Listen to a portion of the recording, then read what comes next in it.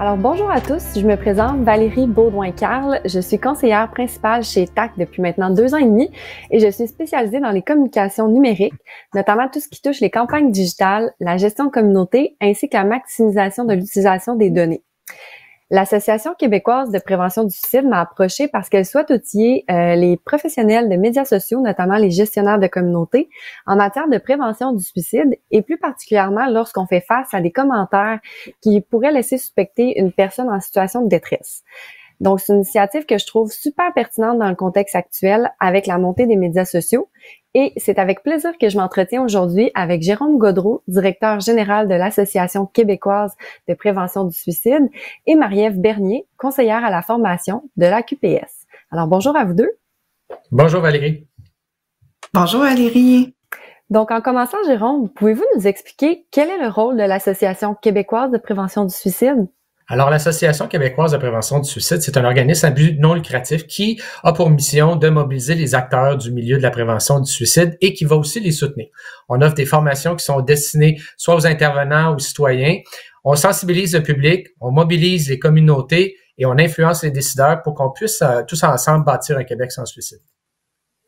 Puis, si vous pouviez nous donner un ordre d'idée, là, pouvez-vous nous dire c'est quoi la prévalence du suicide de nos jours au Québec? Alors, à tous les jours, c'est 3 personnes qui s'enlèvent la vie au Québec, 3 vies de trop qu'on perd. Mais ce qu'on oublie trop souvent, c'est qu'à chaque année, le suicide touche des centaines de milliers de Québécois. On estime qu'il y a environ 28 000 personnes qui vont faire une tentative de suicide à chaque année et plus de 300 000 qui ont des sérieuses idées suicidaires. Donc, ça justifie qu'on agisse à tous les niveaux pour aider les Québécois qui sont en détresse et prévenir le suicide.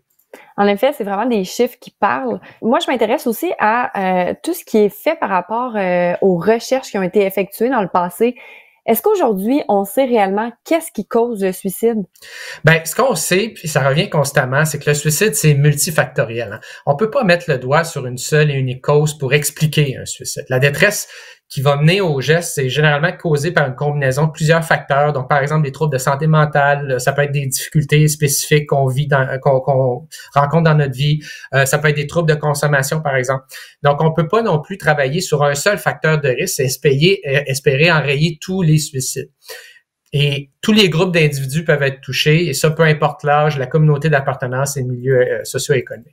Mais si le suicide se trouve partout, pouvez-vous nous dire pourquoi on s'y intéresse aujourd'hui et notamment plus spécifiquement là, en prévention du suicide par le biais des médias sociaux?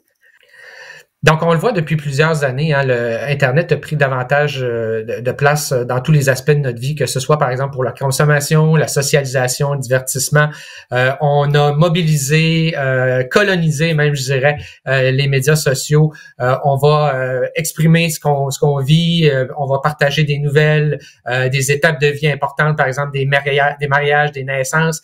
Mais c'est un peu aussi la même chose par rapport à la détresse. On va aussi utiliser les médias sociaux pour exprimer cette détresse-là ou pour demander de l'aide. Et on a choisi cette année, justement, compte tenu que de plus en plus les gestionnaires de communauté remarquent que les gens s'ouvrent de plus en plus sur leur vie personnelle et parfois sur leurs difficultés. On a jugé pertinent d'outiller à la fois la population et les professionnels du web pour qu'ils puissent adopter les meilleures pratiques en matière de prévention du suicide sur les réseaux sociaux. C'est d'ailleurs une excellente initiative, c'est pertinent dans le contexte actuel. Mais je sais que ça existe parce que j'en ai déjà fait beaucoup de la gestion de communauté et que le besoin est là. Puis je pense qu'il y a plusieurs gestionnaires de communauté qui se sont déjà sentis seuls ou pris au dépourvu là, face à des personnes qui ont fait ce genre d'appel à l'aide sur les pages qu'ils pouvaient administrer. Ben effectivement, c'est pas pour rien que l'intervention là, auprès des personnes suicidaires, c'est vraiment un domaine là en soi. Donc c'est très légitime de se sentir désarçonné d'une certaine façon là, puis de ressentir le besoin là d'avoir du soutien soi-même pour savoir comment bien gérer ça. Absolument. Et au-delà des conseils qu'on va donner aujourd'hui, des professionnels en intervention auprès de personnes suicidaires sont disponibles sur la ligne 1-866-APPEL ou par texto au 1-855-957-5353 ainsi que par clavardage au site suicide.ca ou via l'application Mes Outils.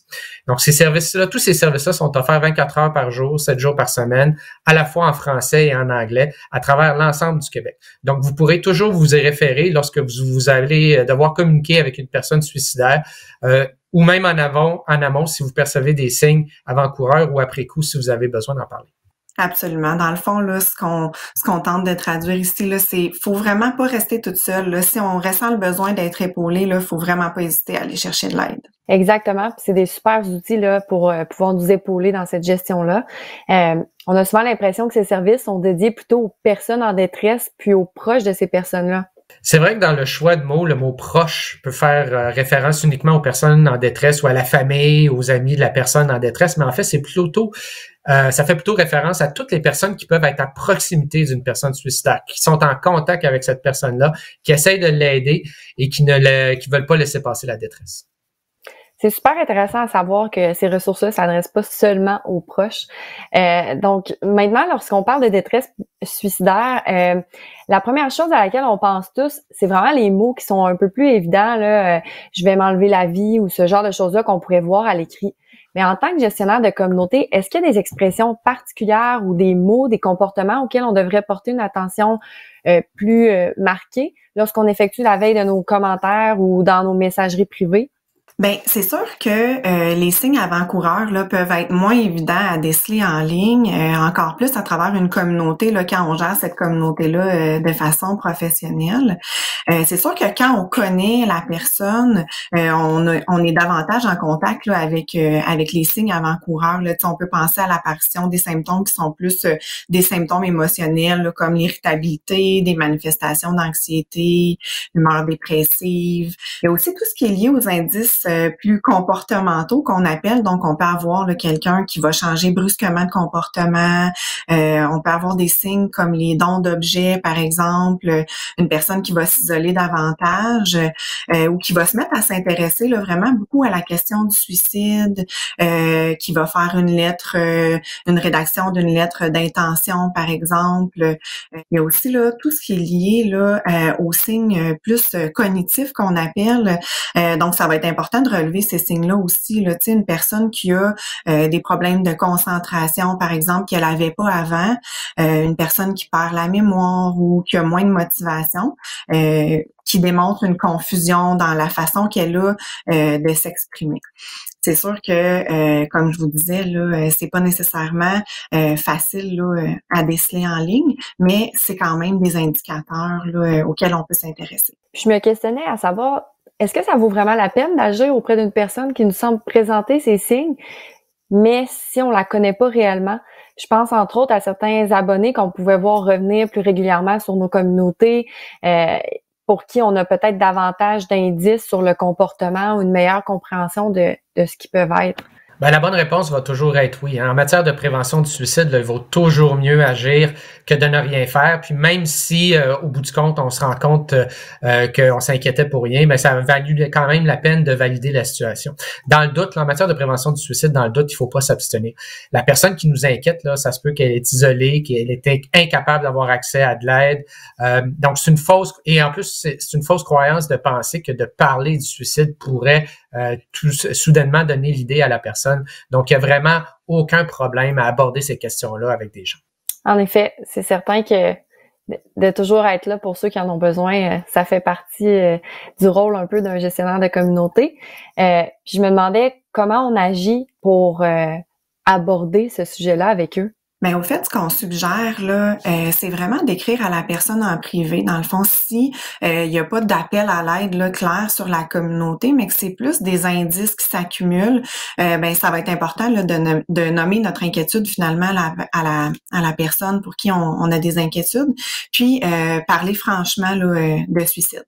Donc, on y va sans détour, vraiment directement au point pour aborder ces sujets-là. Effectivement, là, c'est vraiment ce qu'on privilégie. Donc, sans détour, là, ça pourrait ressembler à quelque chose comme, bon, disons, Maude, bonjour Maude, on est inquiet pour vous. Si vous pensez au suicide, sachez qu'il y a de l'aide spécialisée qui existe.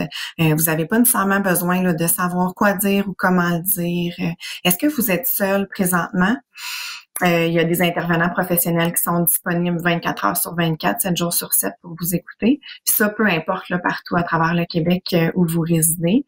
Donc, par téléphone, vous pouvez joindre le 1-866-APPEL ou par texto le 1-855-957-5353 ou même aller directement là, sur lesuicide.ca pour le clavardage. sur mobile, l'application Mes outils regroupe l'ensemble de tous ces services-là. Donc, juste parler à quelqu'un, ça pourrait vous aider, vous soulager peut-être aussi. Vous êtes important pour nous. Ça pourrait vraiment leur ressembler à quelque chose comme ça.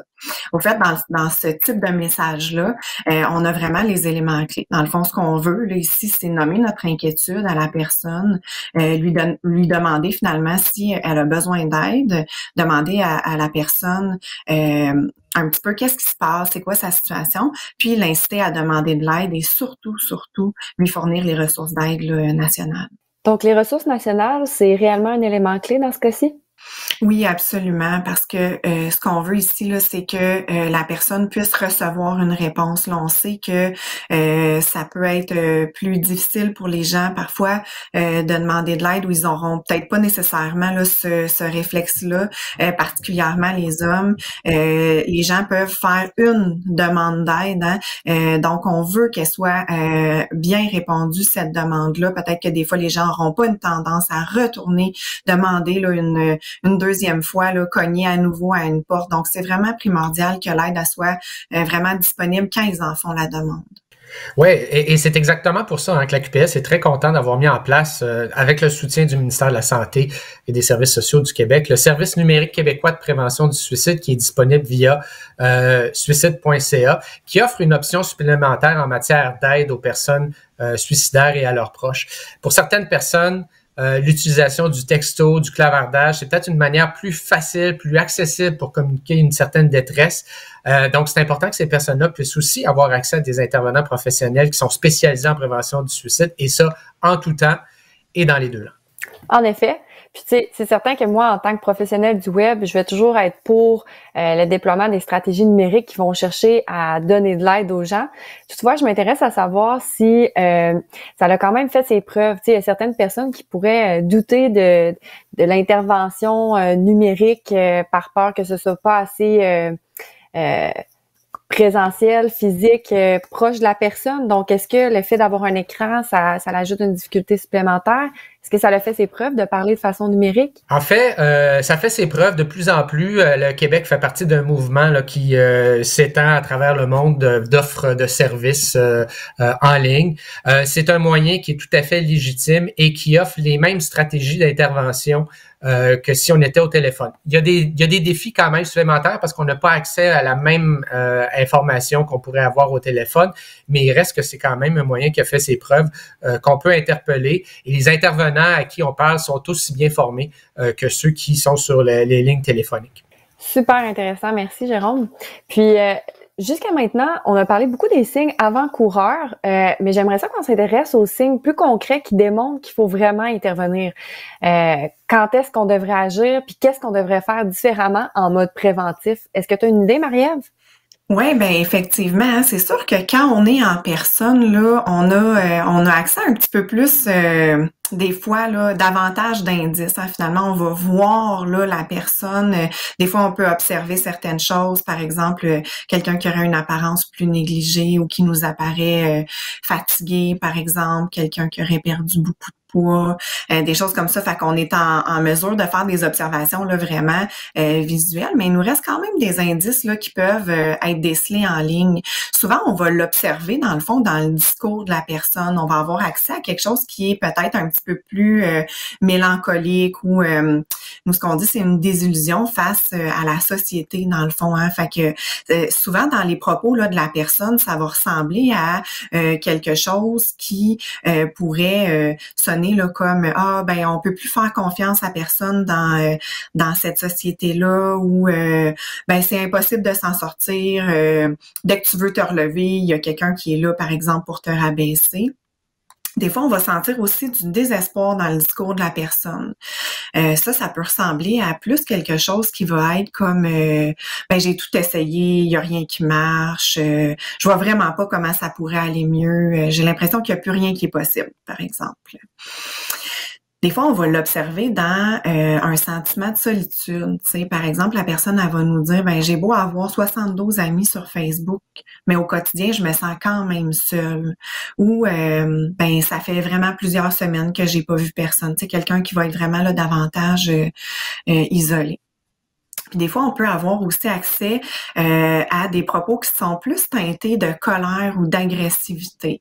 Vous le savez, hein, les gens qui vont faire là, de la gestion des médias sociaux, ça peut aller loin là, quand même là, dans les propos là, au niveau là, de la colère puis de l'agressivité. Des fois, on va avoir accès à des choses comme bande de caves. Laissez donc faire, là, je vais les régler toute seule, mes problèmes, ou ça pourrait ressembler à ah ouais, c'est ça, tout le monde est tellement bon, ben ça, c'est pas vrai, c'est de la merde. Dans le fond, je suis toute seule au combat. On peut vraiment là, sentir là, plus d'agressivité là, puis de colère dans les propos. Puis c'est sûr aussi, là, on en a parlé un petit peu plus tôt, mais tout ce qui est lié là, aux propos directs ou qui sont peut-être à première vue là, indirects, mais des propos comme je suis tannée, je t'aboute, ou ben ce soir, là, il est trop tard. Vous entendrez plus parler de moi. Ça reste là, des informations là, qui sont vraiment importantes, là, les signes, les verbalisations là, suicidaires plus directes. Quelqu'un qui va dire j'en peux plus, il faut que ça arrête. Merci pour ces précisions, c'est super clair. Donc, une fois qu'on a repéré un commentaire, moi, j'aimerais ça savoir, c'est quoi les prochaines étapes? Est-ce que vous recommandez d'écrire en privé à la personne en détresse? Est-ce qu'on répond sur la publication? Comment ça se passe la suite des choses? Ouais, ben exactement. Au fait, là, ce qu'on privilégie, là, c'est vraiment d'écrire à la personne en privé, mais on va aussi vous inviter là à écrire à la personne en public. Dans le fond, la réponse en public là va informer là, la personne qu'on va tenter de la contacter en privé, puis on va fournir des ressources d'aide là en même temps là à cette personne-là, mais aussi à toutes les autres personnes qui pourraient voir ce message-là puis ressentir de la détresse là. Eux aussi. Donc, à ce moment-là, ça peut donner là, quelque chose qui pourrait ressembler vraiment à, reprenons Maude, par exemple. Maude, votre situation nous préoccupe beaucoup. Donc, on va aller vous écrire en privé.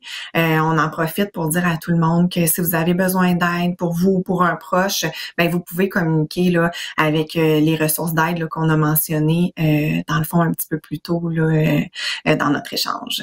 Puis, à ce moment-là, on pourrait aussi ajouter ou venir indiquer quelque chose qui serait comme, ben, on est inquiet pour vous, on va tenter de communiquer avec vous en privé. Est-ce que vous pensez au suicide ou vous êtes inquiet, par exemple, pour un proche? À ce moment-là, la même chose, les intervenants sont disponibles là, 24/7 partout à travers le Québec. Fait qu'on revient encore là avec les ressources d'aide. Donc, si je comprends bien, le but du message public a plusieurs objectifs. En premier lieu, c'est pour aviser la personne en détresse qu'on va s'occuper d'elle. En deuxième temps, c'est d'informer les potentielles personnes qui pourraient être en détresse qu'il y a des outils, qu'il y a des ressources vers lesquelles elles peuvent se diriger. Puis en troisième lieu, c'est clairement, dans le fond, de dire à la communauté qu'on va être en action puis qu'on va prendre en charge la personne. Effectivement, tout à fait. Dans le fond, là, le but, là, c'est que toute personne qui est en demande d'aide ou qui a des besoins ou qui nous apparaît là, plus vulnérable, par exemple, puisse avoir accès à des ressources. Mais on souhaite aussi là, que la conversation publique sur le sujet là, soit le plus courte possible là, finalement. On le sait que la surexposition là, aux propos suicidaires, mais ça peut nuire aux personnes qui sont à risque. Donc, on tente là, vraiment de diriger là, vers les conversations privées et puis les ressources là, spécialisées pour que la conversation là, que tout le monde va avoir accès là, puisse être le plus sans risque possible finalement. D'ailleurs, là, ce qu'on vous invite, là, si jamais il y a des propos là, qui sont vraiment des propos clairs comme je vais me suicider, je vais me tuer, notamment là, s'il y avait des moyens, par exemple, qui sont abordés là, dans ce message-là, ou des images qui sont graphiques ou violentes, ben la meilleure chose à faire à ce moment-là, c'est de les masquer là, afin de réduire leur portée là, finalement. S'ils proviennent pas d'une personne en détresse, on peut même là penser carrément là, à les supprimer supprimer là, sur les plateformes qui permettent finalement de masquer là aussi les commentaires. Super intéressant. Puis d'ailleurs, rappelons qu'il y a une nuance entre masquer et supprimer des commentaires. Donc, masquer un commentaire, c'est vraiment une action qui permet de le masquer auprès des gens dans la communauté. Toutefois, la personne qui a écrit le commentaire va continuer de voir son commentaire et tous ses amis vont continuer de le voir. Alors que si on supprime le commentaire, c'est vraiment le commentaire n'existe plus. Donc, ça devient un moyen d'éviter des conflits potentiels ou qu'une personne puisse se sentir rejetée. Donc, parfois, l'utilisation de masquer peut être beaucoup plus intéressante que celle de supprimer. Puis au niveau du ton, j'ai remarqué que vous suggérez plus quelque chose de neutre, de professionnel. Je voulais savoir, tu sais, si on gère une communauté qui est plus jeune, dynamique, ou est-ce qu'on est un petit peu plus dans l'humour? Est-ce qu'on reste au nous? Est-ce qu'on change de ton? Est-ce qu'on peut y aller un petit peu plus personnel? Est-ce qu'on peut y aller un peu plus jazzy comme on le fait au quotidien? Ou qu'est-ce que vous recommandez à ce propos? Oui, bien au fait, là, ce qui va être important là, ici, là, c'est que le ton démontre qu'on prend vraiment la situation au sérieux sans être dans un état là, de panique. En même temps, pour vous protéger, je pense que ça va être important de rester au nous, hein, de pas utiliser le je, par exemple. Ça vous permet de mettre une certaine limite puis de pas tomber là, dans ce qui serait plus interpersonnel, là, par exemple. Donc après, je pense que les gens là, des communications comme vous, là, vous êtes vraiment sensibles à ces questions-là là, de ligne éditoriale, de marque. Donc, je vous fais vraiment confiance pour savoir là, comment naviguer là, habilement avec ces conseils-là. Mais pour pas être happé là, par les émotions au moment où une situation de crise là, peut survenir, ben on vous recommande là, vraiment d'avoir des textes déjà peut-être préparés là, à l'avance, qu'on pourra à la limite là, copier-coller, puis ajuster là, selon les besoins là, pour les premières réponses, les premiers messages qu'on va utiliser. En effet, puis dans les organisations qui sont assez grandes pour avoir des politiques internes, des équipes de communication, l'idéal, c'est vraiment d'avoir une concertation sur ce qu'on fait dans tel cas ou dans telle situation.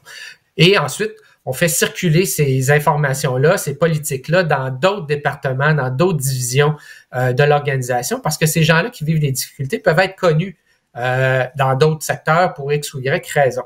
Donc, c'est vraiment important de faire circuler les politiques. Puis, ce que je veux dire aussi, c'est que les conseils que Marie-Ève donne sont pensés pour les médias sociaux, mais ils s'appliquent aussi presque tels quels sur le reste du web. Là. Donc, que ce soit par exemple, pour les sections commentaires, les forums de discussion, les intranets pour nos sites web, etc. Donc, elles sont vraiment là, utiles à tout azimut. C'est un excellent point de nous faire penser à partager cette information-là avec les autres départements parce qu'en effet, parfois, on connaît les mêmes personnes ou d'autres collègues ont fait affaire avec les gens qui suivent nos communautés sur le web. Donc, c'est vraiment un bon point. Puis si on résume un peu les étapes là, de manière systématique, lorsqu'on voit un comportement ou un message qui pourrait nous faire penser qu'il y a une personne en détresse, dans un premier temps, on reprend nos messages qu'on a préalablement créés, puis probablement qu'on les personnalise à la situation qu'on est en train de vivre. Si le message est violent, nomme un moyen de se suicider, ou bien si c'est illustré graphiquement sur la plateforme, soit on masque le message ou on supprime, dépendamment le degré. Puis, on écrit à la personne en privé. Mais là, j'ai une question qui vient, c'est, par exemple, si on peut pas lui écrire en privé, est-ce qu'on lui indique sur la publication qu'on va tenter de la rejoindre en privé ou est-ce qu'on lui mentionne qu'elle peut nous rejoindre avec une adresse à rejoindre? Comment ça fonctionne, ce bout-là? Oui, absolument. Effectivement, il y a pas nécessairement là, de formule miraculeuse là, dans ce cas-ci. Puis aussi, je trouve ça intéressant parce que vous faites la distinction entre un message qui fait penser, par exemple, hein, à quelqu'un qui pourrait être en détresse, puis un message là, qui est vraiment sans équivoque. Donc, pour le premier cas de figure, on peut parler au si. Donc, si vous pensez au suicide, sauf que quand le message là vraiment il est clair, on va éliminer là le si. Donc on va vraiment y aller là avec des ressources d'aide spécialisées sont disponibles pour vous aider avec vos pensées suicidaires par exemple. Et puis si la personne elle répond pas, qu'est-ce qu'on fait avec ça? Donc, si la personne là répond pas ou dans toute situation là, si vous êtes inquiet pour la vie d'une personne, vous pouvez là contacter les secours, donc contacter là le 911. Même si on n'a pas d'informations sur la personne là, autre, par exemple, que son identifiant là de profil. Donc, si on arrive à être en contact avec elle, on maintient là, le contact. Puis si c'est pas possible à ce moment-là, effectivement, là, on peut contacter les secours, donc par le biais du 911. Et eux, là, ils vont prendre la situation là, au sérieux, puis ils vont savoir quoi faire là, pour agir pour la suite. Donc, si je comprends bien, on passe vraiment à un niveau supérieur là, d'intervention. Puis, ça me fait me questionner à savoir, est-ce que dès qu'une personne écrit vraiment clairement vouloir s'enlever la vie, on doit appeler le 911? C'est quoi la nuance? Puis, comment on fait cette nuance-là? Au fait, un petit peu là, comme on l'a nommé plus tôt, là, c'est sûr que rapidement, on va essayer d'aller voir un petit peu qu'est-ce qu'il y en est, comment on peut aider la personne, lui proposer des ressources, voir comment on peut l'accompagner. Mais c'est sûr que si la personne verbalise des intentions suicidaires, qu'on n'est pas en mesure là, de maintenir un contact avec elle, qu'on n'a pas de nouvelles, puis que les propos là sont assez clairs, il y a une possibilité là, dans le fond, qui est de contacter là les ressources d'aide pour avoir du soutien par rapport à cette situation-là. Donc, en utilisant, par exemple, le suicide.ca ou en contactant un intervenant ou un 866 appel qui, eux, pourront là, vous soutenir dans la décision là, par rapport à ça pour avoir là, une vision peut-être un petit peu plus globale. Mais ce qu'on veut mettre en lumière ici, là, c'est le fait que quand on s'inquiète pour la vie d'une personne, oui, c'est possible là, de contacter le 911. Les secours vont pouvoir être déployés, puis la personne va pouvoir recevoir l'aide nécessaire. C'est comme si dans le doute, on n'hésite pas. Puis je pourrais rajouter, là, il n'y a vraiment aucune crainte à avoir d'appeler les services d'aide, même si on n'a pas toutes les informations en main, parce que les intervenants, eux, sont là pour vous aider à faire le tri de ces informations-là et déterminer quels sont les bons gestes à poser. Hein. Donc, toute vie vaut la peine d'être sauvée. Puis donc, si vous craignez pour la vie d'une personne, vous êtes tout à fait légitime de demander de l'assistance. Puis l'autre élément aussi qui est important d'ajouter, c'est que nous-mêmes, personnellement, on a aussi des limites. Puis affronter une telle situation, là, ça peut soulever de vives émotions. On n'est pas nécessairement habitué à vivre ça. Puis ça peut être difficile à supporter, ça peut nous rester à l'esprit. Donc, moi, ce que je vous encourage à faire, c'est de ne pas rester avec vos émotions, de parler de ce que vous avez vécu, de ce que vous avez vécu, puis hésiter même, vous pouvez appeler au 1-866 appel, clavarder avec un intervenant de suicide.ca pour en parler, parce que ces intervenants-là sont pas juste là pour aider les personnes suicidaires, mais ils sont aussi là pour aider les proches. Puis, j'imagine que vous avez déjà vécu ce genre de situation à la QPS. Est-ce que vous pouvez nous en parler plus longuement? Absolument. On a à intervenir régulièrement sur nos pages Facebook, Instagram, par exemple, pour répondre à des gens qui partagent une détresse ou qui s'inquiètent pour un proche, qui sont un peu désemparés. Donc, nous, on a la chance d'avoir des cliniciens d'expérience qui apportent leur soutien à notre équipe de communication, mais même ça demeure quand même difficile pour les personnes qui vont mener l'intervention, qui vont mener la conversation. Mais entendez-moi bien, nos gens chez nous restent jamais seuls. Donc, vous êtes légitime de respecter vos limites et de demander de l'aide, du soutien de la part de spécialistes, vous aussi. L'arrivée de suicide.ca, là, qui est la plateforme numérique en prévention du suicide, a vraiment changé la donne pour nous. Maintenant, il n'y a plus de confusion parce qu'avant, certaines personnes pouvaient croire qu'on offrait de l'aide en ligne via nos pages Facebook, nos pages Instagram. Maintenant, c'est clair qu'il y a des spécialistes de l'intervention par clavartage qui sont disponibles au bout du clavier via suicide.ca ou l'application Mes Outils. Donc, ils sont là en tout temps, ce qui n'était pas le cas de notre gestionnaire de communauté de toute façon. Donc, c'est une très grande fierté pour nous là, d'avoir pu déployer ce service numérique. Avec raison, c'est une super fierté là, parce que la plateforme va sans doute servir autant aux personnes en détresse qu'aux gestionnaires de communauté qui souhaitent envoyer les gens vers cette nouvelle ressource-là. Maintenant qu'on sait bien quoi faire quand on est face à une personne là, qui est en détresse, pouvez-vous nous dire qu'est-ce qu'on peut faire à l'année longue ou au quotidien pour soutenir la prévention du suicide? Oui, absolument. Il y a plein de choses qu'on peut faire. D'une part, il existe plein d'événements tout au long de l'année, soit à teneur internationale ou nationale, qui visent vraiment à promouvoir la santé mentale ou la prévention du suicide. Donc, par exemple, dans le cas de la prévention du suicide, il y a la Journée mondiale de prévention du suicide, qui, elle, se tient le 10 septembre. Ou sinon, au Québec, la Semaine de prévention du suicide, qui, elle, se déroule dans la première semaine de février à chaque année. Et s'il y a d'autres éléments en matière de santé mentale qui vous intéressent, que vous voulez mettre de l'avant, mais je vous invite à consulter les sites web ou même contacter les organisations en santé mentale qui, elles aussi, ont des activités et qui seront très heureuses de vous partager leur matériel que vous pourrez vous-même diffuser par vos propres moyens. Oui, tout à fait. Hein. Dans le fond, ce qu'on va privilégier, là, c'est si on fait un partage là, de ces publications-là, qu'on remet des choses, ben l'important, là, c'est vraiment de toujours mettre là, les ressources d'aide, donc la ligne nationale de prévention du suicide, le numéro de texto, le suicide.ca et l'application Mes outils. Dans le fond, ce qu'on va éviter là, de faire, c'est par exemple là, parler des moyens qu'une personne pourrait utiliser pour s'enlever la vie. On va éviter de personnaliser certains cas ou de tirer des conclusions hâtives là, de ce qui pourrait avoir mené une personne à poser un geste comme celui-là. Dans le fond, là, être préventif, là, c'est vraiment davantage parler des facteurs de protection. Donc, comment on peut prendre soin de soi, passer du temps avec nos proches, entretenir des liens, faire des choses qui nous font du bien, avoir des saines habitudes de vie, se reposer. Puis ça peut même être se déconnecter du web là, une fois de temps en temps. Ça peut faire du bien là, d'y être exposé un petit peu moins et surtout, de demander de l'aide quand on en a besoin. Donc, merci pour ces suggestions vraiment riches qui vont nous permettre de faire la promotion de la prévention du suicide tout au long de l'année. C'est super intéressant. Mais en terminant, j'aimerais qu'on aborde un sujet qu'on n'a pas parlé encore, c'est tout ce qui concerne les influenceurs, les créateurs de contenu, les personnalités publiques.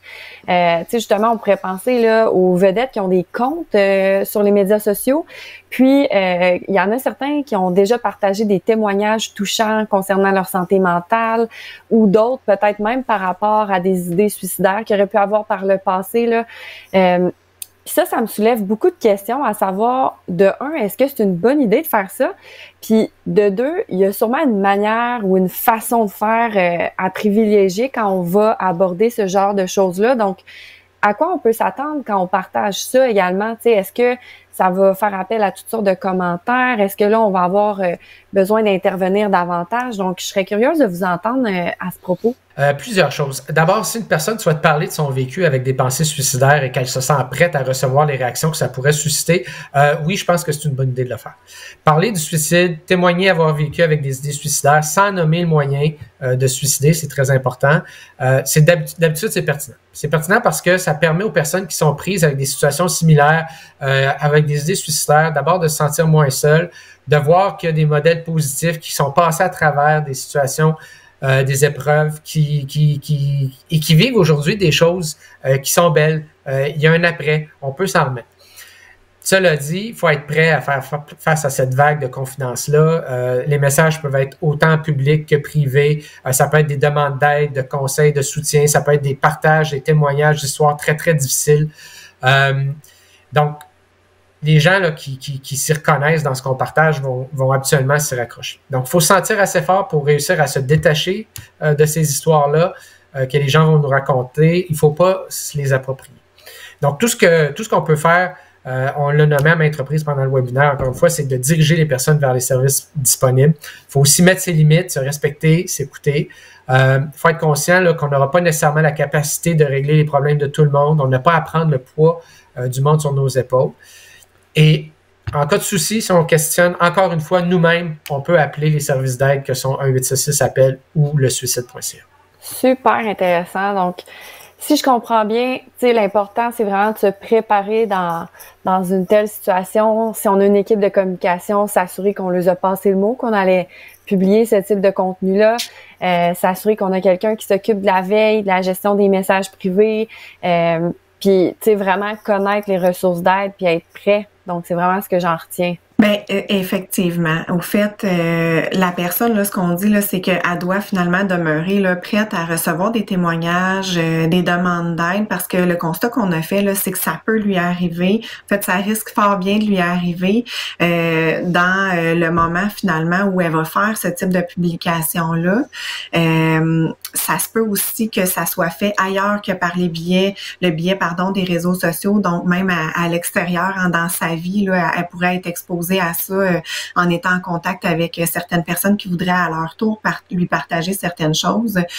Puis constat, quand on a été en échange avec des gens là, qui avaient fait ce type de témoignage-là, ben, ce qu'on se rend compte, c'est que ces histoires-là, là, même ça peut être rapporté là, au fil de plusieurs années. Là. Dans le fond, il y a des gens qui vont, ça va avoir un impact là, quand même assez important sur certaines personnes. Donc, il y en a qui vont être confrontés à ça là, encore pendant un certain temps. Au fait, c'est vraiment noble là, de vouloir partager, de vouloir témoigner, puis c'est important de le faire. Je pense que comme Jérôme le dit, ça a un impact qui est positif pour les autres de savoir que ben il y en a d'autres qui sont passés par là, puis ils vont bien maintenant, ils ont repris du mieux, ils ont retrouvé goût à la vie. C'est juste que il faut être certain là finalement d'être prêt là à recevoir là, le flot qui peut venir avec ça. Donc c'est important de respecter ses limites. Puis encore une fois, d'aller chercher de l'aide si on en ressent le besoin. Là. Puis oui, l'idée d'être soutenu là, par une équipe, par exemple, pourrait faire beaucoup de sens à ce moment-là. Merci beaucoup pour ces précisions et toutes ces connaissances. C'est vraiment intéressant. Puis, je tiens à dire merci pour votre temps aujourd'hui. Je pense qu'on va avoir répondu à plusieurs questions. On va aussi avoir outillé les gens. Du moins, ils vont savoir vers où diriger ceux qui sont en détresse. C'est un contenu qui est important aussi pour toutes les personnes qui alimentent des pages ou des comptes de médias sociaux au quotidien, même si c'est pas leur rôle principal. On pense souvent là aux toutes autres tâches connexes en entreprise. Il y a beaucoup de personnes qui peuvent être amenées à gérer les médias sociaux sans que ce soit leur rôle principal, ou encore à des artistes qui ont besoin des médias sociaux pour faire rayonner leur carrière, mais qui sont pas nécessairement au fait de toutes les bonnes pratiques, comment gérer ce genre de situation-là, par exemple. Donc, c'est vraiment pertinent pour toutes ces personnes-là. Puis, vous avez aussi produit des documents écrits à l'intention des professionnels, puis à l'intention d'une utilisation personnelle des médias sociaux pour guider tout le monde dans comment bien faire les choses. Donc, tout ce matériel-là est disponible sur votre site web qui va apparaître à l'écran, donc commentparlerdusuicide.com.